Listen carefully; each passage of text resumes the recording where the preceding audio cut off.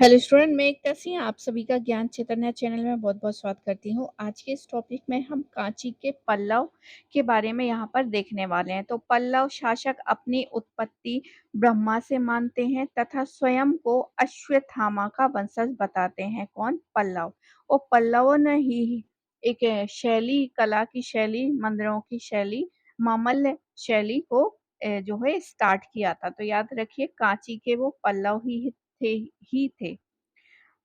पल्लव वंश की स्थापना सिंह विष्णु नामक व्यक्ति से की जाती है। उसने अवनी सिंह की उपाधि धारण की थी। उसके दरबार में महाकवि भारवी रहते थे। तो सिंह विष्णु नामक व्यक्ति ने पल्लव वंश की नींव डाली थी। उसके राज्य में भारवी नामक जो है महाकवि रहा करते थे, जिन्होंने कीर्तनजुनियम की रचना की थी। पल्लव शासक वंश का प्रतीक सिंह सिंह है। तो विष्णु सिंह से नाम रखिए। देखिए कि विष्णु जो है, सॉरी, सिंह विष्णु के नाम से सिंह से ही इनका राज्य चिन्ह सिंह हो जाता है। प्रारंभिक पल्लव शासकों में चौथा शासक जो है विष्णुगुप्त था, जो प्रथम पल्लव शासक था, जिसका उल्लेख संस्कृत तथा प्राकृत दोनों भाषाओं के अभिलेखों में मिलता है। विष्णुगुप्त प्राचीन पल्लव शासक था, जिसका उल्लेख समुद्रगुप्त की प्रयाग प्रशस्ति में भी मिलता है। पल्लवों के प्रारंभिक अभिलेख प्राकृत में है और उनके अधिकतर अभिलेख जो है संस्कृत में भी है। पल्लवों को तोंडई भी कहा जाता है। पल्लवों को संगम साहित्य में तोंडिये कहा गया है। पल्लवों ने संस्कृत भाषा को राजकीय जो है संरक्षण प्रदान किया था। तो इनकी संस्कृत ही राजकीय भाषा हुआ करती थी। पल्लव अभिलेखों में मंडीपिका शब्द का प्रयोग हुआ है। पल्लव अभिलेखों में मंडपिका शब्द का प्रयोग हुआ है। मंडपिका चुंगी घर थे। क्या थे? मंडपिका जो है वो चुंगी घर थे। मंडपिका स्थानीय व्यापार विनिमय केंद्र हुआ करते थे और मंडवस चुंगी अधिकारी। तो यहाँ पर जो मंडपिक है वो यूजीसी नेट में जो क्वेश्चन आया हुआ है, तो याद आप लोग इसको याद रखिए कि मंडपिक किससे संबंधित है? पल्लव शासकों से। इसका अर्थ होता था चुंगी घर। महाबलीपुरम एवं नागपट्टिनम पल्लवों के नौसेना के केंद्र हैं। पल्लव प्रशासन में ऋतिक जिले का अधिकारी था। तो पल्लव प्रशासन में रतिक रतिक जो है जिले का अधिकारी था। पल्लव अभिलेखों में कुल 18 करों का उल्लेख हमें मिलता है। तो ये है पल्लवों की। अब देखते हैं यहाँ से जो है शासक शुरू होते हैं। तो महेंद्र वर्मन प्रथम। महेंद्र वर्मन प्रथम 600 से 630 तक इनका टाइम पीरियड है। महेंद्र वर्मन प्रथम सिंह विष्णु का पुत्र व उत्तराधिकारी था। इसने मत्त विलास प्रहसन नामक हास्य की रचना की थी, जिसमें कपालिकों एवं बौद्ध भिक्षुकों पर व्यंग किया था। तो याद रखिए, ये सिंह विष्णु का पुत्र था महेंद्र वर्मन प्रथम। इन्होंने क्या किया था? मत विलास प्रहसन नामक हास्य मतलब कॉमेडियन जो है, इनकी पुस्तक हुआ करती थी, जो कि कपालिकों और बौद्ध भिक्षुकों पर व्यंग्य किया करती थी। प्रसिद्ध संगीतज्ञ रुद्राचार्य इनके संगीत गुरु हुआ करते थे। महेंद्र वर्मन ने एक संगीत ग्रंथ की रचना की। महेंद्र वर्मन द्वारा रचित संगीत ग्रंथ कुड मी मालय है। आगे देखते हैं। महेंद्र वर्मन प्रथम शैव संत अप्पर के प्रभाव में शैव हो गए थे, मतलब यहाँ पे शिव की उपासना की जाती थी। वह पहले जैन थे, मतलब शिव की उपासना करने से पहले जो है वो पहले जैन हुआ करते थे, लेकिन फिर वो शैव हो गए और शिव उपासक हो गए। और किसके प्रभाव में? ये अप्पर के प्रभाव में। महेंद्र वर्मन प्रथम बपाटी के चालुक्य राज्य पुलकेशन द्वितीय से परास्त हुआ था।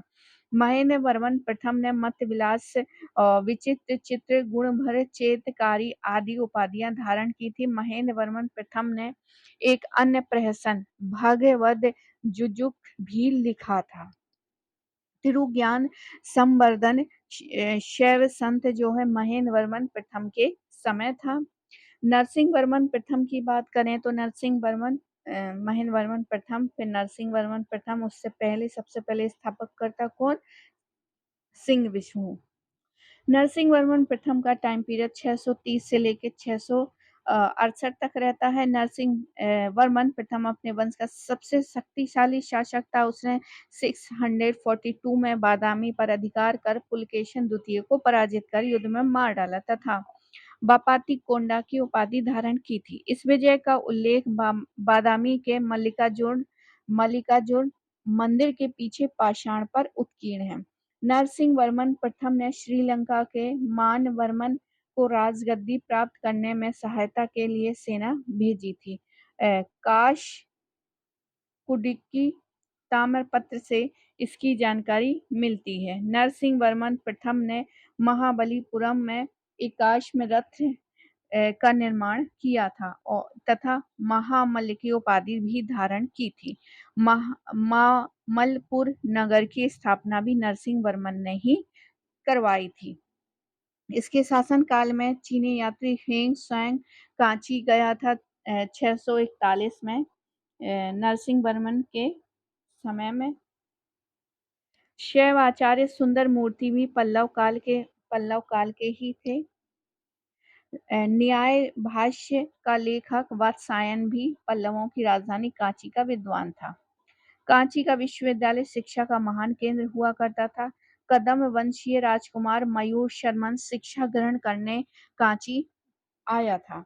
कदम वंश के शासक मयूर शर्मन ने पल्लवों की राजधानी कांची में शिक्षा प्राप्त की तथा वहां अपमानित होने पर वनवासी में कदम राजवंश की स्थापना की थी। मयूर शर्मन ने 18 अश्वमेध यज्ञ किए थे। तो मयूर शर्मन याद रखिए 18 अश्वमेध यज्ञ करने के लिए ये जाने जाते हैं 18। इसके बाद महेंद्र वर्मन द्वितीय आते हैं, वह परमेश्वर वर्मन प्रथम शासक बनते हैं। तो सबसे पहले जो है सिंह विष्णु होते हैं, फिर महेंद्र वर्मन प्रथम आते हैं। महेंद्र वर्मन प्रथम के बाद नरसिंह वर्मन पहले होते हैं, फिर उसके बाद जो है दो और शासक बनते हैं, महेंद्र वर्मन द्वितीय और परमेश्वर वर्मन प्रथम शासक बनते हैं। उसके बाद परमेश्वर वर्मन प्रथम ने विद्या विनीत की उपाधि धारण की थी। चालुक्य शासक विक्रमादित्य प्रथम ने इसको परास्त किया था। उसके बाद आ जाते हैं नरसिंह वर्मन द्वितीय, जिसको राज सिंह भी कहा जाता है। तो नरसिंह वर्मन द्वितीय ने कांची के कैलाशनाथ मंदिर व महाबलीपुरम के शोर मंदिर का निर्माण करवाया था। उसकी राजधानी राज्यसभा में प्रसिद्ध लेखक दंडेन रहा करते थे, जिन्होंने दश कुमार चरित और अवंती सुंदरी कथा तथा काव्य दर्शक की रचना की थी। दंडी को वाल्मीकि तथा व्यास की कोटि का तीसरा कवि माना जाता है।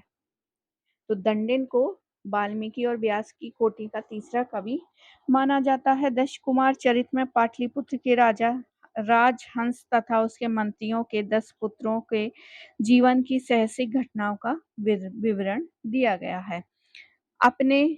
उसने अपना एक दूत मंडल चीन भेजा व चीनी बौद्ध यात्रियों के लिए नागपट्टनम में एक विहार निर्मित करवाया था। नरसिंह वर्मन द्वितीय ने कांची में घटिका यानी कि संस्कृत महाविद्यालय की स्थापना की थी। इसे घटिकाओं का पुनर्स्थापक कहा जाता है। उसने राज सिंह, शंकर भक्त और अगम प्रिय जैसी उपाधियां भी धारण की थी। नरसिंह वर्मन द्वितीय ने राज सिंह शैली के मंदिर का निर्माण करवाया था। तो ये नरसिंह वर्मन प्रथम की यहाँ पर हमने बात कर ली। उसके बाद हमने नरसिंह वर्मन द्वितीय की बात कर ली, जिसको राज सिंह कहा जाता है। कैलाश मंदिर महाबलीपुरम और इन्हीं के दरबार में जो है दंडिन रहते थे। दंडिन को तीसरा जो है इम्पोर्टेंट कवि माना गया है। अब हम बात करेंगे यहाँ पर पार्वती पल्लव शासक। तो यहाँ पर जो है परमेश्वर वर्मन द्वितीय 700 28 से लेके 731 ईस्वी इनका टाइम पीरियड रहता है।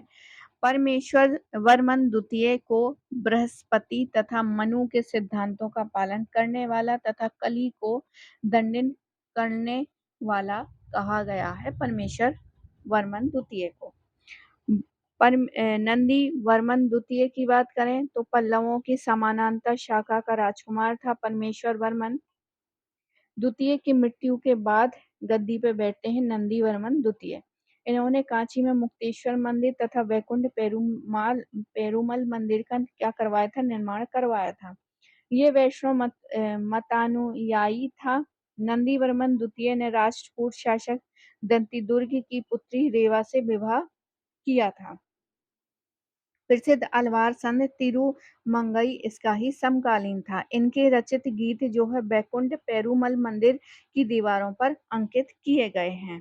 पल्लव अभिलेख आशा कुड़ी का प्रकाशन भी नंदी वर्मन के साथ हुआ है। इसके बाद दंती बर्मन शासक बनता है। 800 से लेके 846 इनका टाइम पीरियड रहता है। दंती बर्मन को वेलूर पल्लयम अभिलेख में विष्णु का अवतार कहा गया है। अब नंदी वर्मन तृतीय की बात करें 846 से लेके 669 ईस्वी तक ये भी शैव मतानुयायी थे और तेलारय रिंद की उपाधि नंदी वर्मन तृतीय ने धारण की थी। तमिल के प्रसिद्ध ग्रंथ भरत वेणवा के रचयिता पेरुंदेवनार इसकी राजसभा में रहते थे। नंदी वर्मन तृतीय ने राष्ट्रकूट शासक अघोम वर्ष की कन्या शंखा से विवाह किया था। पेरुंदेवनार ने नंदी वर्मन तृतीय की राजसभा में नंदी कलमकम काव्य लिखा जिसमें नंदी वर्मन की उपलब्धियों का वर्णन है। इसके बाद निपतुंग वर्मन शासक बनता है। अपराजित पल्लव वंश का अंतिम और महत्वपूर्ण शासक था। बौद्ध विद्वान दिगनांग भी 4वीं शताब्दी में शिक्षा ग्रहण करने जो है कांची आए थे। पल्लव शासक ब्राह्मण धर्म के अनुयायी थे। पल्लव काल में नायनार, शैव तथा अलवार संतों ने भक्ति आंदोलन प्रारंभ किया था। अब हम यहाँ पे बात कर लेते हैं पल्लव कला और स्थापत्य की। पल्लव कला और स्थापत्य के लिए प्रसिद्ध थे। उन्होंने पल्लव कला की द्रविड़ शैली के आधार पर बनी। इससे प्रारंभ करने का श्रेय जो है महेंद्र वर्मन प्रथम को जाता है। दक्षिण भारत की मंदिर स्थापना के स्थापत्य के 3 प्रमुख अंग थे, मंडप, रथ और विशाल मंदिर। पल्लव वास्तुकला के पारसी ब्राउन ने 4 भागों में इसको डिवाइड किया है। तो महेंद्र वर्मन मतलब पल्लव के समय तक जो है वास्तुकला जितनी डेवलप हुई उसको पारसी ब्राउन ने 4 भागों में डिवाइड किया है। सबसे पहले है महेंद्र वर्मन प्रथम। सबसे पहले है महेंद्र वर्मन प्रथम। आगे देखते हैं उसमें कठोर पाषाणों को काटकर गुहा मंदिरों का निर्माण किया जिन्हें मंडप कहा गया। ये मंडप साधारण स्तंभ युक्त बरामदे हैं जिनकी पिछली दीवारों का एक या अधिक कक्ष बनाए गए। महेंद्र शैली के मंडपों में मंडग पट्टू का त्रिमूर्ति मंडप, पल्लवरम का पंच पांडव मंदिर, महेंद्रवाड़ी का महेंद्र विष्णु गृह मंडप, भैरव कोंडा का मंडप आदि प्रसिद्ध है।